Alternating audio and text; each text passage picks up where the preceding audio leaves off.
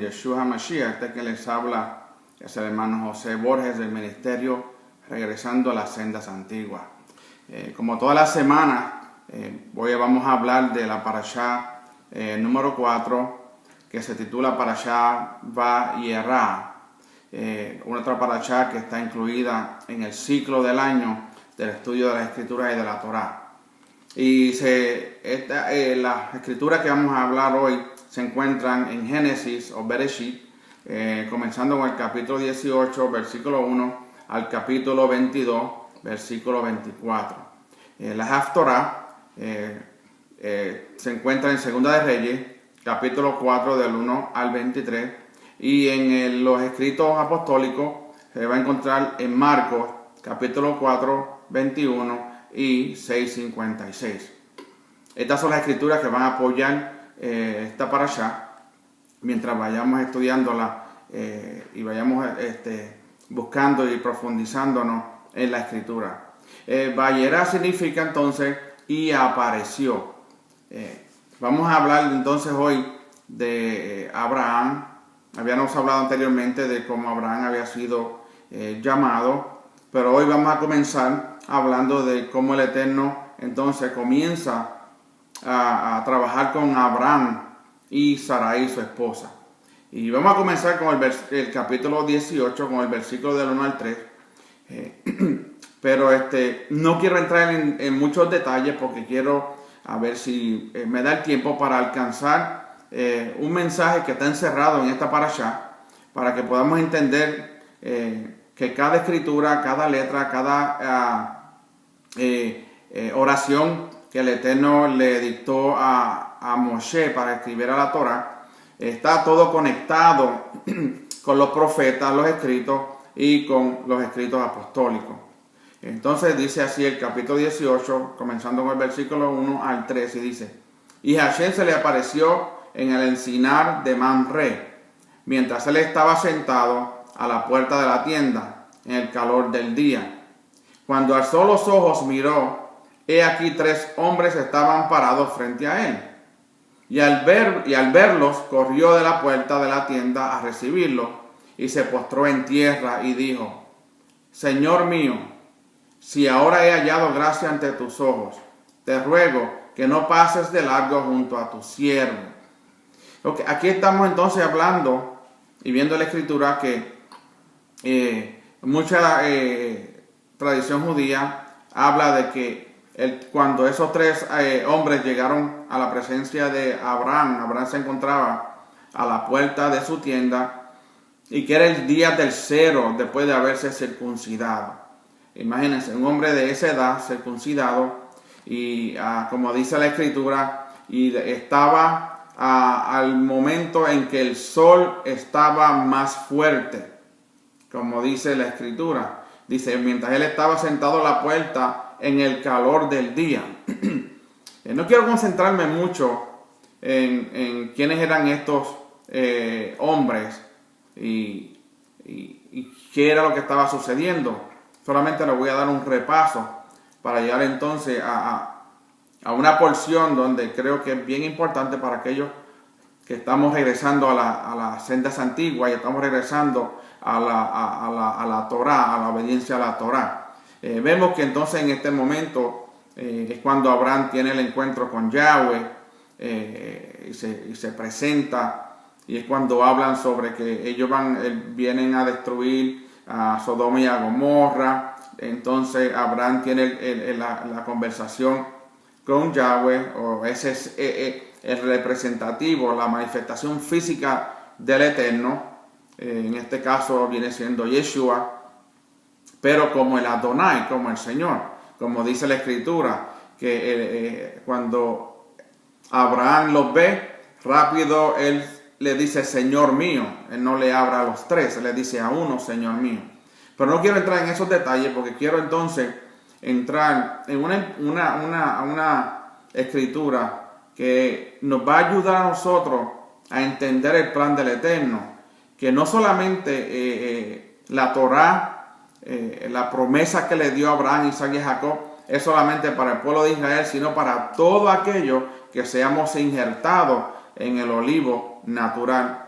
Entonces, vayamos entonces al capítulo 18, versículo 10, y comencemos entonces a desarrollar esta porción que nos va a dar un entendimiento y va a abrir nuestros ojos en cuanto a cómo la Escritura se entrelaza una a la otra. El versículo 10 del capítulo 18 dice de esta manera, dice, y dijo, ciertamente volveré a ti por este tiempo el año próximo, y he aquí, Sara, tu mujer, tendrá un hijo. Y Sara estaba escuchando a la puerta de la tienda que estaba detrás de él. Aquí estamos entonces comenzando con la promesa que el Eterno le hace a Abraham y a su esposa Sara, de que él le dice, después que me vaya en este momento, volveré por este tiempo en el año próximo, y en este tiempo entonces Sara, tu mujer, tendría un hijo. Y vemos que dice la Escritura que Sara estaba escuchando detrás de la tienda, y vemos después más adelante la expresión de ella. La expresión entonces hebrea traducida por este tiempo, el año próximo, significa y hace referencia a un tiempo profético y específico. Un tiempo donde el Eterno iba a hacer un milagro en la vida de Sara y de Abraham, que Abraham ya era un hombre de mucha edad. Entonces vemos que esta expresión hace referencia a un tiempo específico. No es cualquier tiempo del cual se está hablando en este momento, en el momento en que el Eterno le dice que va a regresar, o el Adonai, sino que es un tiempo marcado en el anuario del Eterno, en una de sus fiestas señaladas según entonces Levítico 23. Nuevamente no voy a entrar en la fiesta directamente porque vamos a hablar más adelante de qué fiesta estábamos hablando. Pero entonces vemos que aquí el Eterno le dice a Abraham que él va a venir para este tiempo el próximo año. Le está dando un tiempo específico que él iba a regresar. Y lo que le había dicho de que su mujer Sara iba a tener un hijo y lo que iba a suceder luego. Entonces, leamos entonces el versículo 12 del capítulo 18. Y dice, y Sara se rió para sus adentros, para ella misma, diciendo, ¿tendré placer después de haber envejecido, siendo también viejo mi Señor? Uno de los sabios de Israel, Rashi, dice que el texto significa que Sara se rió, pero estaba pensando en que su vientre ya estaba seco y que ya sus pechos ya no podían dar o podían alimentar a los niños. Por eso es la manera que ella se ríe, porque ella dice que ya estaba mayor de edad y que ya su vientre había cerrado hacía tiempo. La costumbre de las mujeres ya había cesado en ella, y veía que sus pechos ya no iban a ser de alimento, porque ella sentía y los veía que estaban secos. Por eso entonces vemos que dice mi Señor en hebreo, que dice significa Adonai, que entonces era una manera respetuosa de llamar a su esposo. Por eso vemos que dice y Sara se rió para su adentro, diciendo, tendré placer después de haber envejecido, siendo también mi Señor. Entonces aquí le está llamando a Abraham mi Señor, con mucho respeto. Entonces vemos en Primera de Pedro, capítulo 3, versículo 6, nos dice, así obedeció Sara a Abraham, llamándolo Señor, y vosotras habéis llegado a ser hijas de ella, si hacéis el bien y no estáis amedrentadas por ningún temor. Entonces vemos que Sara no se rió porque a lo mejor no creyera. Era que ella estaba viendo algo que era natural, físico, de que sucedía a las mujeres cuando llegaban a esa edad, donde su regla se detenía y que su vientre se secaba y sus pechos también. Entonces, ella no estaba mirando más allá, y por eso vemos que nuevamente no voy a entrar en esos detalles. Por eso vemos que ella ofrece a Agar, su sierva, a Abraham para que tenga descendencia. Pero eso no era lo que el Eterno había profetizado y le había dicho a Abraham. Continuamos entonces con el versículo 18 del capítulo, el versículo 14 del capítulo 18 y lee de esta forma. Dice, ¿hay algo demasiado difícil para Hashem? Aquí el Eterno le está hablando, está diciendo, habrá algo difícil para Hashem que Él no puede hacer. Dice, volveré a ti al tiempo señalado. Nuevamente lo que le dijo a Abraham, que le dijo, para este tiempo, el año que viene, yo regresaré. Dice, señalado, por este tiempo, el año próximo, y Sara tendrá un hijo. La palabra entonces hebrea que fue usada o traducida como tiempo señalado es la palabra Moed, que tiene que ver con las fiestas del Eterno que están escritas en Levíticos capítulo 23. Cuando le dice, se llaman las Moedim, que son las fiestas del Eterno. Entonces, así que una de estas fiestas anuales tenía que nacer Isaac. En una de estas fiestas, Isaac tenía que nacer. Tanto el texto entonces del capítulo 18, versículo 6, como el 19:3 nos indica que fue durante la fiesta de los panes sin levadura.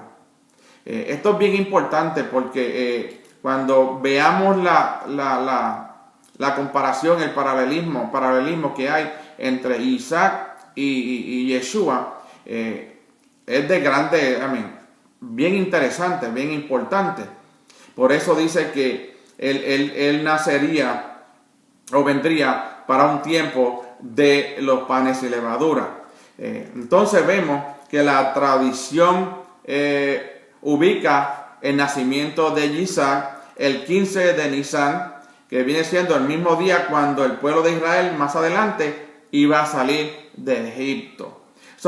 Vemos que toda la fiesta, juntamente con los días y el nacimiento de Isaac, están entrelazados. Nuevamente, acuérdense bien, fue en el tiempo de pan sin levadura, en el mes de Nisan, que viene siendo el mes de la cabeza de la fiesta o las Moedim del Eterno, empezando por Pesach. Entonces, en ese mismo día que nace Isaac es cuando el pueblo de Israel más adelante sale de Egipto. Ahora bien, quiero entrar entonces ahora en una de las partes la cual quería compartir con ustedes, después que ya entendemos que el Eterno, Hashem, le habla a Abraham y le habla a Sara, diciéndole que el año próximo que él regresara, ella iba a tener un hijo. Entonces vemos la historia de Lot. Vayamos entonces al capítulo 19, el versículo 15. ¿Por qué quiero hablar de esta historia de Lot? Porque esta historia de Lot nos va a enseñar específicamente la genealogía del Mesías. Cómo la genealogía del Mesías ya se estaba mirando desde el principio. Entonces, leamos el capítulo 19 de Génesis, versículo 15. Dice, y al amanecer, los ángeles apremiaban a Lot diciendo, levántate, toma a tu mujer y a tus 2 hijas, que se encuentran aquí, para que no seáis destruidos en el castigo de la ciudad. Vemos que aquí está hablando del castigo que venía sobre Sodoma y Gomorra por el pecado que se encontraba en esa ciudad. Entonces, en este texto hay unas palabras sumamente bien interesantes e importantes. Es la palabra hebrea ha-nimtzaot,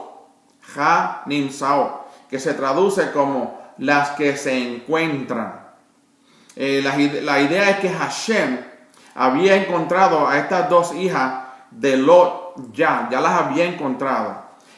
Uno de los Midrash usa la regla de Gezerat Shabbat, que es similitud de expresiones, para conectar este texto que acabamos de hablar, que dice, y tus 2 hijas que se encuentran aquí, con entonces el Salmo 89, el versículo 20, donde habla de David, que fue encontrado por el Eterno, como está escrito. Leamos bien y entendamos cuál es la conexión que había con las hijas de Lot y el rey David. dice el Salmo 89, versículo 20. He hallado a David mi siervo, lo he ungido con mi óleo santo. Entonces, el Midrash hace la pregunta, ¿dónde halló a David? ¿Dónde lo hallé? Y luego contesta, en Sedom o Sodoma. Esto requiere una explicación porque dice el Salmo 89:20 que he hallado a David mi siervo y dice, ¿dónde lo halló? Vamos a ver qué nos dice esta explicación. Las dos hijas entonces de Lot tuvieron dos hijos que llegaron a ser dos pueblos. El primer pueblo fue el pueblo de Moab y el pueblo de Amón. Que más adelante entonces la moabita Ruth entra en la congregación de Israel por el casamiento con Boaz y se convierte en uno de los ancestros del rey David y el Mesías. Interesante, ¿verdad? Y así, de la misma manera, el rey Salomón se casa con una amonita, Naamá, y engendra a Roboam. Eso se encuentra en Primera de Reyes, capítulo 14, versículo 21 y el 31, y Segunda de Crónicas, capítulo 12, versículo 13. El rey Roboam es uno de los padres entonces del Mesías. Interesante que ya desde antes de que David naciera, de que el pueblo, la nación de Israel naciera y se levantara como una nación, ya el Eterno había visto a David. Lo había visto porque de una de las hijas de Lot iba a ser descendencia y genealogía en la genealogía del Mesías. Entonces, podemos llegar a la conclusión que los ancestros del Mesías estaban en Sedom o Sodoma. ¿Por qué dice los ancestros? Porque una hija de Lot, que fue la madre de Moab, de los moabitas, entonces por medio de Ruth, la moabita, casándose con Boaz, la genealogía continúa y el Mesías nace de esa genealogía que vemos. Entonces, podemos decir que los ancestros del Mesías estaban en Sodoma ya. Esta fue una de las razones entonces por las que los ángeles tenían que ir allí a salvar a Lot y a sus hijas. Allí Hashem había encontrado a David y a Ben David, el hijo de David. Ya el Eterno Hashem ya había visto a David en Sodoma, lo había encontrado allí, porque de allí venía a salir la mujer que iba a ser parte de la genealogía del Mesías y de David. Entonces vemos, allí entonces la mujer de Lot era de Sodoma y así hubo una conexión genética entre este malvado pueblo y el Mesías. En el cuerpo del Mesías había genes que venían de Sodoma, porque venía por la hija de Lot. De esta manera entonces el Mesías Yeshua podía también hacer tikkun. Tikkun es rectificación por sus ancestros. ¿Ok? Y llevar su pecado en su cuerpo y morir también por ellos, por Lot y por las dos hijas de Lot. Y llevar entonces el pecado en su cuerpo y morir también por ellos para que hubiera una posibilidad de que ellos tuvieran teshuvá o arrepentimiento y perdón, como nos dice entonces Mateo, capítulo 11, versículo 23 al 24. Y dice, tú Capernaum, ¿acaso serás elevada hasta los cielos? Hasta el Seol descenderás. Porque si los milagros que se hicieron en ti se hubieran hecho en Sodoma, esta hubiera permanecido hasta hoy. Sin embargo, os digo que en el día del juicio será más tolerable el castigo para la tierra de Sodoma que para ti. Nuevamente, ¿por qué? Porque de esa línea nació el rey David. Salomón también se casa con una moabita y vemos que entonces por medio de Ruth y el casamiento con Boaz viene la descendencia y genealogía de nuestro Mesías. En Deuteronomio capítulo 23 versículos de 3 al 4 nos dice: ningún amonita ni moabita entrará en la asamblea de Hashem, ninguno de sus descendientes, aún hasta la 10ª generación, entrará jamás en la asamblea de Hashem, porque no fueron a vuestro encuentro con pan y agua en el camino cuando saliste de Egipto, y porque alquilaron contra ti a Balaam, hijo de Beor, de Petor en Mesopotamia, para maldecirte. ¿Cómo es posible entonces que estas dos mujeres, Ruth y Naamá, que eran de estos dos pueblos, Moab y Amón, pudieran entrar en Israel y además ser ancestros del Mesías?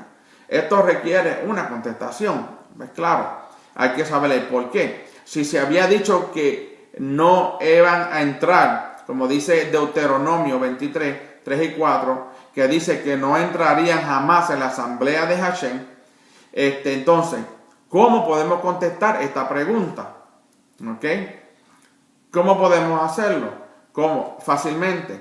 Cuando Ruth se casó con Boaz, fue el mismo que el juez Itzán de Beit-Lehem. Eso encuentra en Jueces capítulo 12 al 8.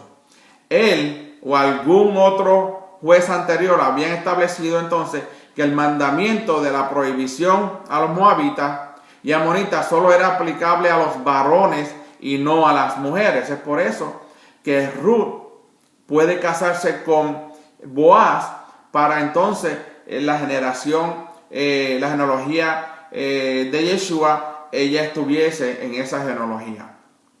Entonces, cuando vemos entonces al libro de Ruth, vemos que ella, cuando está hablando con Noemí y han perdido, Noemí pierde sus 2 hijos, se queda con sus 2 nueras, y Ruth decide entonces seguir a Noemí y hace una confesión. La confesión que si usted ha estudiado las escrituras, se encuentra en el Shema, oye Israel, que dice: Yahweh, tu Elohim, Yahweh uno es. Entonces, aquí vemos que Ruth hace la misma confesión. Le dice a Noemí: tu pueblo será mi pueblo y tu Elohim, tu Dios, será mi Dios. Al ella hacer esa confesión, ella entonces entra en la asamblea de los israelitas. Entonces, esto que vemos, el juez y gran profeta Samuel confirmó que esta ley hecha por los jueces de Israel al ungir a David como rey en Israel, porque David venía del linaje o de la descendencia de una de las hijas de Lot, que era la madre de los moabitas. Esto lo hizo por orden divina. Entonces, así el Eterno mismo apoyó que lo que se había establecido por los hombres, que excluían entonces a las mujeres de los mandamientos, de ese mandamiento de que no iban a ser añadidos a la asamblea de Israel. Entonces, en el capítulo 19, versículo 31, lee de la siguiente manera: entonces la mayor dijo a la menor: nuestro padre es viejo y no hay ningún hombre en el país que se llegue a nosotras según la costumbre de toda la tierra. Uno de los Midrash dice que ellas pensaban que no existía y que no quedaban hombres en la tierra como en el diluvio. Acuérdense que ellos pasaron por una experiencia donde cae azufre, fuego del cielo y quema Sodoma y Gomorra. Y ellas creían que eso había pasado, ellas pensaban que había pasado todo eso en toda la tierra. Y entonces le vino el buen deseo de preservar la raza humana, como pasó en los tiempos de Noah y sus hijos. Entonces sus acciones eran malas, porque no era permitido que ella se casara con sus padres, pero tenían el buen deseo y sus motivos eran buenos. Y por eso los descendientes de ella fueron bendecidos por el Eterno a pesar de ese pecado. Muchas veces nosotros nos hacemos tantas preguntas y le preguntamos el por qué el Eterno permitió esto. Eso lo sabe solo el Eterno. Nosotros no podemos cuestionar al Eterno. La Escritura lo dice, la Torah dice que el Eterno perdonó ese pecado, los bendijo a esos descendientes a pesar del pecado que las hijas de Lot habían cometido. Entonces, podemos encontrar en el capítulo 19, versos 37 a 38, que la mayor dio a luz un hijo, la mayor, y lo llamó Moab, y el que hoy es el padre de los moabitas hasta el día de hoy, y a la menor, también ella dio a luz un hijo, lo llamó Ben-Ami, que es el padre de los amonitas hasta el día de hoy.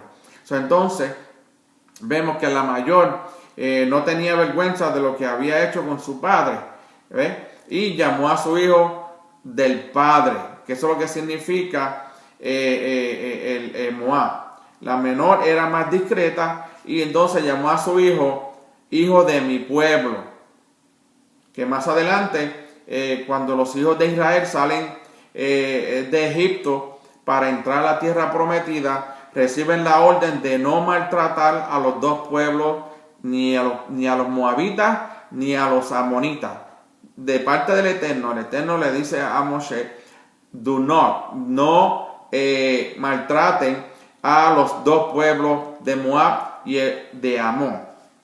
Pero hay una diferencia entonces en el trato, según nos habla Deuteronomio, capítulo 2, versículo 9 y el versículo 19, donde dice de esta manera: entonces Hashem me dijo, no molestes a Moab, ni los provoques a la guerra. Y cuando llegues frente a los hijos de Amón, no los molestes ni los provoques. La prohibición entonces en cuanto a Amón es más severa que la de Moab. Tenían el derecho de provocar a Moab, pero no hasta una guerra. Pero Amón no podían ni provocarlos de ninguna manera. Vemos entonces que si los hijos de Israel, el pueblo de Israel, hubiesen atacado a los moabitas y a las amonitas, hubiesen destruido entonces la descendencia, la genealogía de donde iba a venir el rey David y mucho más el Mesías, nuestro Mashiach. Entonces vemos una historia bien bonita, bien interesante. Aunque hubo pecado, el Eterno los bendice y cuando el pueblo de Israel sale, les dice que no los molesten a ninguno de los dos ni los lleven a guerra. Vemos que el Eterno estaba cuidando esa semilla que muy pronto iba entonces a resaltarse por medio de la vida de David, la vida de Salomón, y cuando Ruth entonces se casa con Boaz y sigue la genealogía hasta que llega hasta el tiempo de nuestro Mesías Yeshua. Ahora vamos a entrar en otra parte que quería entrar. Solo quería enseñarle por medio de estas escrituras sobre Lot y sus hijas, para que veamos la conexión que había desde Sodoma. Ya el Eterno había visto a David, lo había visto en el plan que él tenía, y por eso es que manda a los ángeles a destruir a Sodoma y Gomorra, pero que sacara a Lot y a sus dos hijas. Entonces vemos ahí que por ese acto que los dos ángeles sacan a Lot y a las dos hijas de él, vemos entonces que nacen el pueblo de Moab y el pueblo de Amón, los moabitas y los amonitas, que entonces por el medio del pueblo de Moab vemos la genealogía de Yeshua. Entonces, ahora vamos a comenzar otra porción que habla de la historia de Isaac, donde vamos a ver entonces otra comparación, otro paralelismo de él con el Mesías Yeshua. Y vamos entonces a comenzar con el capítulo 21, el versículo 2.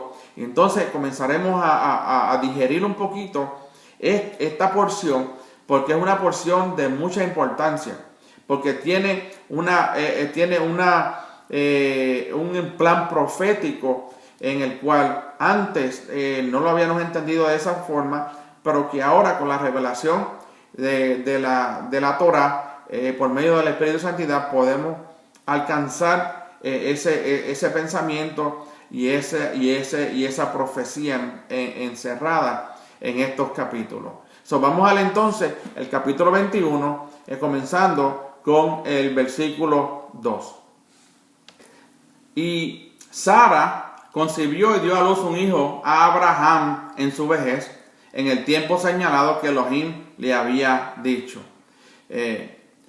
Aquí entonces vemos que la promesa que el Eterno le hizo a Abraham y a Sara de que iban a tener un hijo, entonces un año después viene la promesa, se hace una realidad, que Sara entonces concibe a un hijo llamado Isaac. Ahora bien, muchos se preguntarán qué pasó con la relación que ella tuvo con el rey Abimelech, ¿verdad? Que ellos tuvieron una relación. Se acuerda que Abraham va a Egipto y el rey vio que Sara era una mujer preciosa y hermosa, y Abraham tiene que decirle que ella es su hermana para que no lo mataran a él, porque si él decía que era su esposa, el rey Abimelech tenía en su reino, tenía el derecho entonces de coger a su esposa, a la esposa de Abraham, a Sara, y matarlo a él.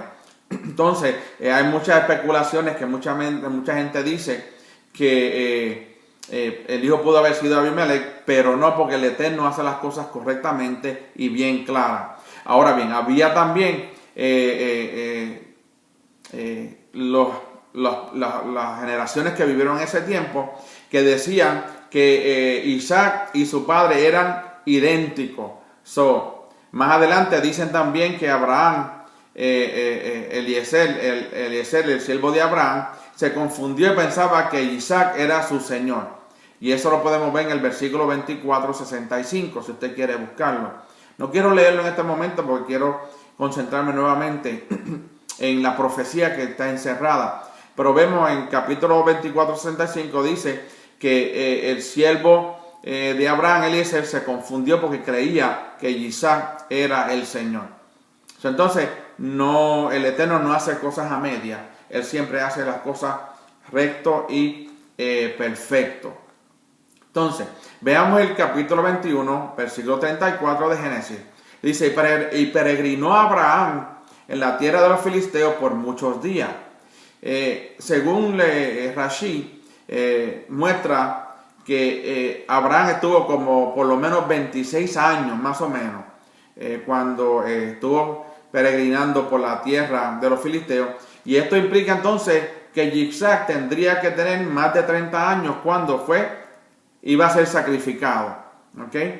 30 años, no era un niño como un niño tan pequeño, que como decían anteriormente, que era un niño, que lo llevaban un joven. No, él tenía que tener más de 30 años, posiblemente unos 33. Y el por qué 33, vamos a ver el por qué pudo haber sido 33 años, porque vamos a ver entonces nuevamente el paralelismo y la conexión que hay con Yeshua el Mashiach. Leamos entonces el 22:1. Capítulo 22 de Génesis, versículo 1, dice: y aconteció que después de estas cosas, Elohim probó a Abraham y le dijo: Abraham. Y él respondió: heme aquí. Ahora bien, entonces, aquí vemos que fue Elohim quien probó a Abraham. No hubo nadie entre medio, no fue el enemigo, no fue Satán, sino aquí el que está probando a Abraham es el Eterno. Entonces vemos que fue el que lo probó según el atributo de su justicia. ¿Ok? El Eterno prueba a Abraham por medio de su atributo de justicia. Por eso usa el nombre de Elohim. Aquí se acuerdan en las parashas anteriores, Elohim es usado por justicia, Yahweh, Hashem, entonces misericordia. Entonces vemos que esta es la 10ª prueba para nuestro padre Abraham, y esta era la última y la definitiva para perfeccionar su fe. Anteriormente vemos todas las pruebas que pasó Abraham con su esposa, rey Abimelech, y vemos todas las pruebas que pasó anteriormente, pero esta es la prueba que iba a culminar para ver si Abraham era verdaderamente un hombre de fe. Entonces vemos que en Santiago capítulo 2, versículo 22 nos habla, dice, ya ves que la fe actuaba juntamente con sus obras y como resultado de las obras la fe fue perfeccionada. Esto es hablando de Abraham. Después de esta prueba, la confianza de Abraham llegaría a un nivel perfecto y ya no necesitaba más pruebas. En otras palabras, si él podía pasar esta prueba, ya no iba a tener más otras pruebas. La palabra griega entonces que se ha usado, que ha sido usado para la palabra perfeccionada, es teleio, que significa completo o perfecto. Así que la fe de Abraham fue perfeccionada por medio de esta última prueba, en el sentido de que llegaría entonces a su máximo potencial delante del Eterno. Después de esta prueba, entonces, la confianza de Abraham iba a llegar a un nivel que no necesitaba que pasara por ninguna otra prueba, porque ya él le estaba demostrando al Eterno que la fe de él era sincera y era real. Entonces, la palabra hebrea para prueba también significa tentación. Ahora bien, aunque la misma palabra es usada para los dos significados, prueba, tentación, hay una gran diferencia entre una y otra. ¿Y cuál es la diferencia? ¿Okay? El propósito entonces detrás del acto de determinar si una prueba o una tentación es cómo y dónde y de quién viene la prueba. Si el propósito de la prueba o tentación, o si el propósito es hacer que la persona caiga en desgracia, entonces es una tentación. El Eterno no quiere que nosotros caigamos en desgracia. Él no nos tienta a nosotros. Él nos prueba, pero Él no nos tienta. El que nos tienta a nosotros es el enemigo. Pero si el propósito entonces es hacer que la persona suba a un nivel más alto, es una prueba. Elohim no puede tentar a nadie. Como nos dice entonces Santiago o Jacobo, el nombre correcto del libro, Jacobo o Santiago, capítulo 1, versículos 13 al 15.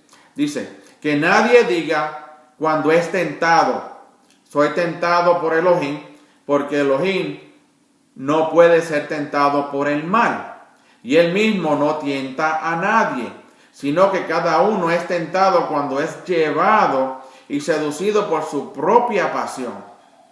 Después, cuando la pasión ha concebido, da a luz el pecado, y cuando el pecado es consumado, engendra muerte.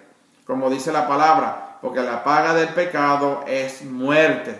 Entonces, el Eterno es lo que cuando nos prueba a nosotros, es para que lleguemos a un nivel más alto en nuestra relación con Él. Él no nos tienta a nosotros para que nosotros seamos desgraciados. No. Eso es el trabajo que hace el enemigo. Y muchas veces en los tiempos que hemos pasado anteriormente, todo era, no, que soy tentado, o que esta prueba me la envió el Eterno y me siento así disgustado y me siento mal. Entonces no era una prueba del Eterno, no era una prueba de Elohim, porque Elohim lo que quiere es que uno se levante. ¿Okay?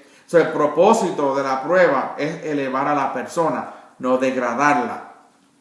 Muy diferente, el Eterno siempre quiere levantar al hombre, el enemigo siempre quiere destrozar y derrotar al hombre. Él no vino sino a buscar, está como un león rugiente buscando a quien devorar. Lo que quiere es devorar a la gente. Cuando uno ha pasado entonces, la prueba tiene siempre una gran recompensa. La recompensa entonces es mayor que el ser humano puede recibir, es un carácter aprobado, que cuando pasemos esa prueba el Eterno se sienta orgulloso de nosotros, como también nosotros nos sentimos orgullosos. Como dice también el libro de Jacobo o Santiago, capítulo 1, versículos 2 al 4, dice, tener por sumo gozo, oigan bien, hermanos míos, que os halléis en diversas pruebas, sabiendo que la prueba de vuestra fe produce paciencia, y que la paciencia tenga su perfecto resultado, para que seáis perfectos y completos, sin que os falte nada. Entonces, estamos hablando que las pruebas que vienen del Eterno, de Elohim, son pruebas para ayudarnos, para que nuestra paciencia se aumente, para que seamos perfectos en nuestros resultados, para que seamos completos sin que nada nos falte a nosotros. Si entonces una persona no pasa la prueba que el Eterno le pone, tiene dos opciones. Primero, hacer la prueba otra vez y otra vez hasta que la pase, o finalmente ser eliminado. ¿Ves? Lo que pasó con la mayoría entonces de los hijos de Israel que salieron de Egipto suspendieron las pruebas 10 veces. Pasaron las 10 pruebas y Israel salió ileso, pero entonces no por eso no pudieron subir al nivel superior que el Eterno había preparado para ellos en la tierra prometida, porque se pasaron hablando mal, quejándose por todo el tiempo que estaban en el desierto. Entonces vemos una prueba que nos llegue a nosotros del Eterno. No debemos quejarnos, sino poner nuestra confianza, toda nuestra confianza en el Eterno y sus promesas. Entonces vamos a llegar a un nivel superior en su reino y nuestro carácter sería semejante al Hijo de Hashem. Que lo cual entonces es la meta para la vida de cada persona, como nos dice Romanos capítulo 8 versículo 9, que dice: porque a los que de antemano conoció, también los predestinó a ser hechos conforme a la imagen de su Hijo, para que Él sea el primogénito entre muchos hermanos. Entonces, la prueba que el Eterno nos trae a nosotros en nuestra vida, en nuestro diario vivir, es para que nosotros podamos llegar a tener la imagen del Hijo, la imagen de Yeshua. Yeshua dice: andar como Él anduvo. Tenemos que andar como Yeshua andó, como Él caminó en obediencia a la Torah. Él dice: yo no vine a abolir la ley, ni la Torah, ni los profetas, sino yo vine a cumplirla. Entonces, para ser semejante al Hijo, tenemos que estar en obediencia a su palabra, a todos los mandamientos, a todo lo que está escrito en la Torah, y no solamente escoger cuáles debemos obedecer, porque el hombre dice que ya están abolidos, pero eso no es lo que el Eterno habla en su palabra. Continuamos entonces con el capítulo 22, versículo 2. Y dijo: toma ahora a tu hijo, tu único, a quien amas, a Isaac, y ve a la tierra de Moriah, y ofrécelo allí en ofrenda de ascensión sobre uno de los montes que yo te diré. Nuevamente, esta era la última prueba que el Eterno le estaba haciendo a Abraham. Vamos a ver qué es lo que vamos a desarrollar este versículo. Dice: la palabra hebrea traducida como ahora es na. Tiene principalmente dos acepciones: por favor y ahora. ¿Okay? Si en el hebreo usa esa palabra na, puede ser por favor o ahora. Esto quiere decir entonces que se puede traducir: toma por favor a tu hijo. ¿Ves? No es una orden, acuérdense. Él no le dijo: tienes que ir allá y llevar a tu hijo. No. Él dijo: toma ahora a tu hijo. Cuando dice toma, le está dando la opción a Abraham para que lo haga. Entonces, esto no fue una orden fuerte, sino una petición suave. Busca ahora, toma ahora a tu hijo, tu único hijo. Como le dice: toma por favor a tu hijo. Hashem entonces quería probar la sinceridad de Abraham. Si realmente estaba buscando los deseos del reino y del cielo o sus propios deseos. Llevaba entonces mucho tiempo sin sacrificar animales, y ahora Hashem le pide a su hijo, el que más ama. Si nosotros no estamos dispuestos a sacrificar por amor a Hashem lo que más nos gusta a nosotros, tenemos algo en nuestra vida que está delante de Él, y eso se convierte en un Dios falso para nosotros como personas.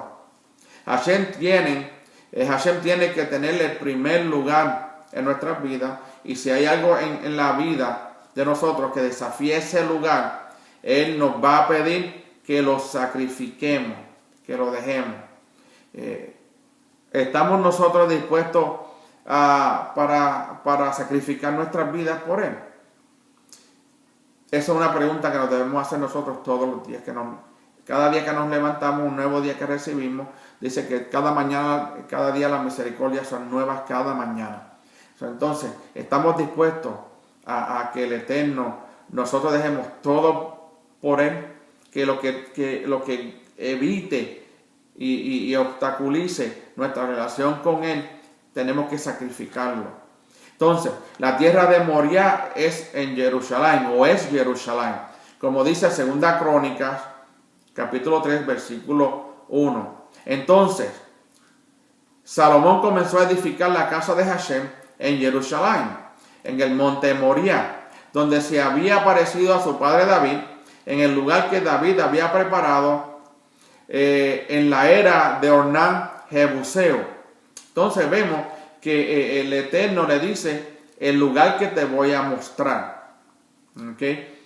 El Eterno necesitaba entonces la obediencia total de Abraham, aquel que por medio de la simiente de él nace este niño llamado Isaac. Y el Eterno necesitaba la obediencia total de Abraham para poder cumplir sus propósitos en su vida y producir por medio de él aquel simiente de la mujer que había sido prometido a Adán y a Eva. En Génesis 3.15, acuérdense, la promesa de Génesis 3.15 tiene que ver entonces con el nacimiento de Isaac, con ese niño. Por eso le dije al principio, vamos a ver la relación de la profecía escondida en estos versículos, en estos capítulos, sobre la relación entre Isaac y Yeshua. Entonces, Génesis 3.15, que dice, como Abraham le entregó a su hijo único, así en el futuro Hashem entregaría a su hijo único para hacer un sacrificio de pecado, no solamente para la descendencia de Abraham, sino para todo el mundo. Entonces, eso fue lo que se le profetizó a Adán y a Eva. ¿Se acuerdan? Cuando la serpiente le dijo que la simiente de esta mujer te herirá en la cabeza, tú la herirás en el calcañar y ella te herirá en la cabeza. Está hablando del Mesías que iba a derrocar y a destruir a Satán después de la muerte en la cruz. Entonces, sigamos con el capítulo 22, versículo 3, y dice, Abraham se levantó muy de mañana, aparejó su asno y tomó con él a 2 de sus mozos y a su hijo Isaac, y partió leña para la ofrenda de ascensión, y se levantó y fue al lugar que Elohim le había dicho. ¿Se acuerda? Vete al lugar que yo te muestre. ¿Okay? La obediencia por amor de Abraham le hizo a él madrugar. Él no se puso a pensar, no se puso a decir, ¿qué voy a hacer yo ahora? Que tengo que sacrificar a mi hijo. Él no pensó en eso. El deseo de él era cumplir los deseos de su Señor con diligencia. Entonces vemos que la palabra hebrea que se ha traducido en estos versículos como lugar es Makom. Makom. Muchas veces tiene una alusión al Eterno y es uno de sus muchos nombres, especialmente en relación al lugar del templo, que habla de su omnipresencia, pero también de su presencia manifestada en un lugar específico. Acuérdense que el Eterno se manifestaba en diferentes lugares por medio de su manifestación física, por medio de la membra Yeshua, el ángel de Jehová. El 22.4 de Génesis nos dice, al tercer día alzó Abraham los ojos y vio el lugar de lejos. ¿Okay? Nuevamente, el lugar. En relación con el sacrificio del Hijo único del Padre, hay una referencia al tercer día. ¿Okay? Al tercer día. Esto alude a la resurrección del Mesías en el tercer día. Por eso dice, al tercer día alzó Abraham los ojos. Tiene que ver el tercer día resucita el Mesías. Elohim entonces había prometido mostrarle a Abraham el lugar.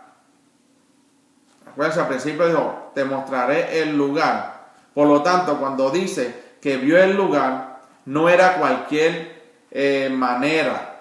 No era cualquier manera, sino de una manera profética.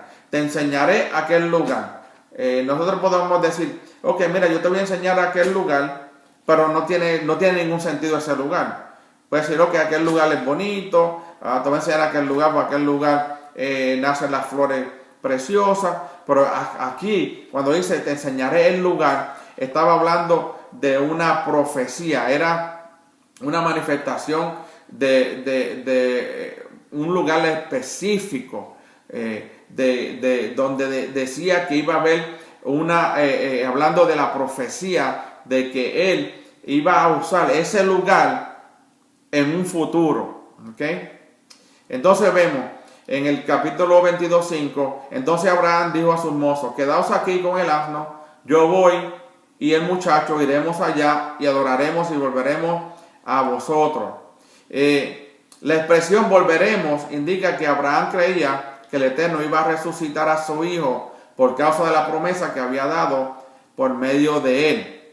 Abraham dijo, yo lo sacrifico porque yo sé que él lo va a resucitar. Como dice Hebreos 11, 17 al 19, dice, por la fe Abraham, cuando fue probado, ofreció a Isaac, y el que había recibido la promesa ofrecía a su único hijo, a quien se le dijo, en Isaac te será llamada descendencia.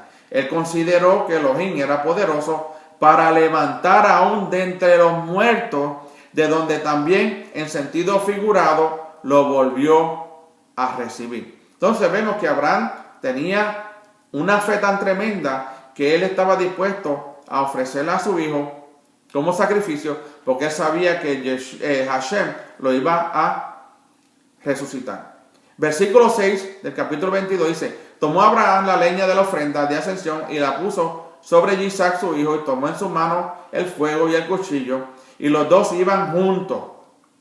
Dice, la leña había sido puesta sobre los hombros de Isaac, como una alusión al momento cuando la viga horizontal fue puesta en los hombros del Hijo del Eterno, cuando iba a subir para el Gólgota, como dice Juan 19:17.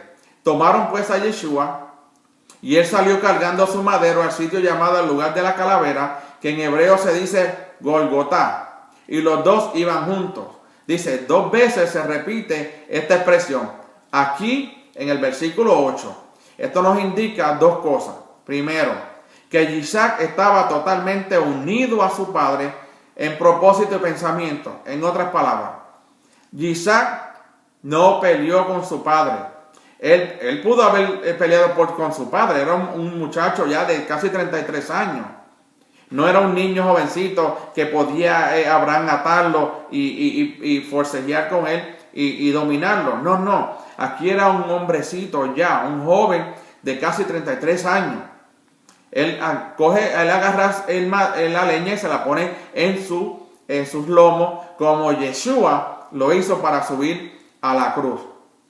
Entonces, como dije, no era un niño, tenía más de 30 años y su deseo era hacer la voluntad del Padre Celestial. En segundo lugar, significa que el Mesías iba a subir para ser sacrificado en completa unión con su Padre Celestial.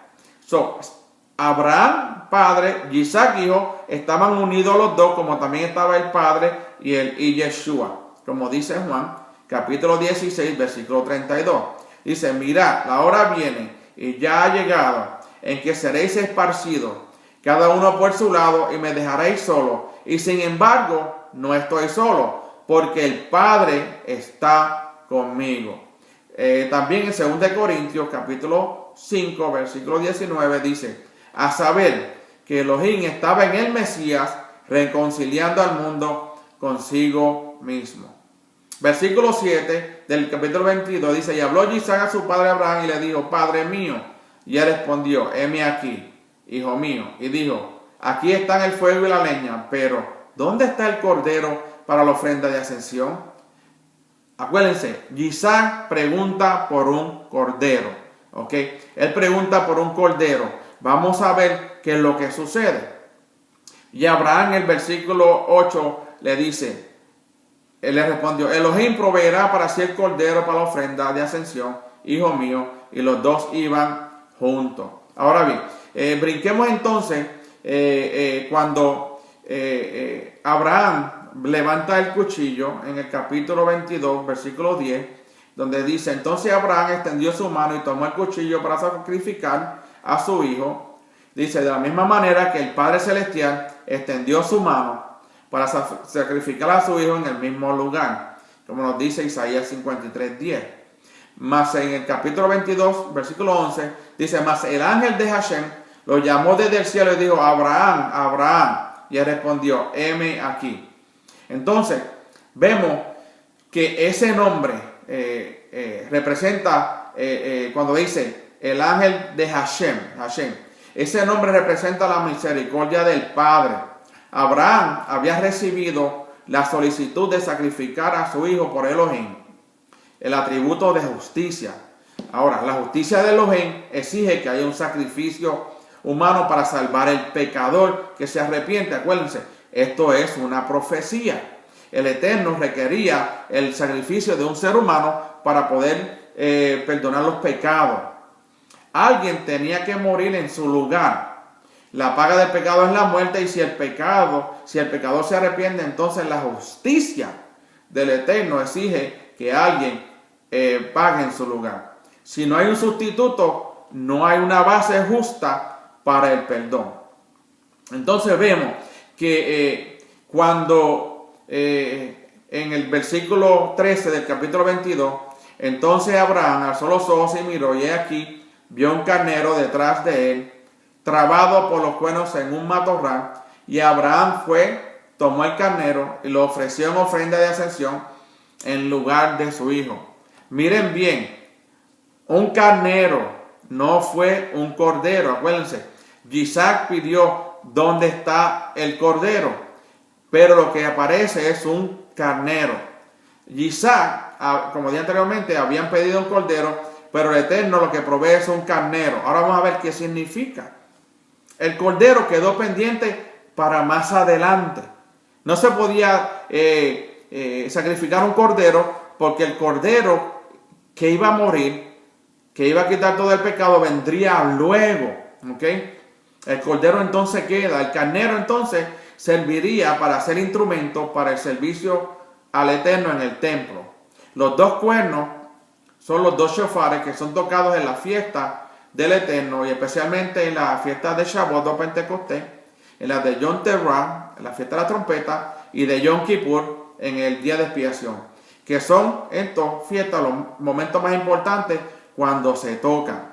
¿Okay? Los muslos del carnero entonces sirven para hacer flautas para el templo. El cuero sirve para los tambores.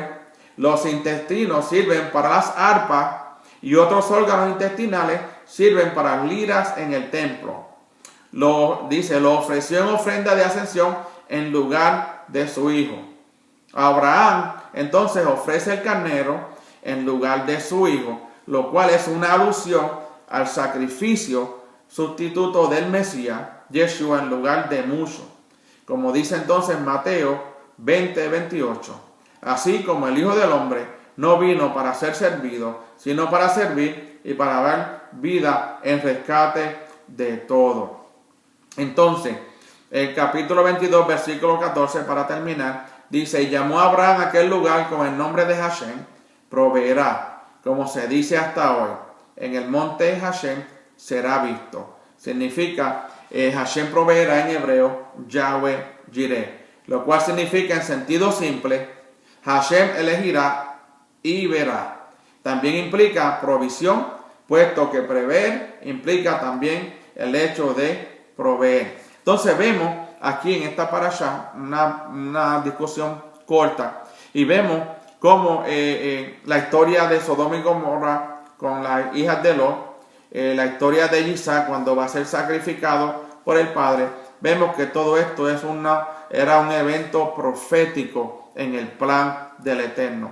Un plan donde Él estaba enseñándole a todas esas generaciones que algún día iba a enviar al Cordero inmolado, a Yeshua, a morir por los pecados del mundo. Porque ningún sacrificio podía perdonar los pecados del ser humano. Que el Eterno los bendiga, el Eterno los guarde, el Eterno haga brillar su rostro sobre ustedes, y que el Eterno ponga sobre cada uno su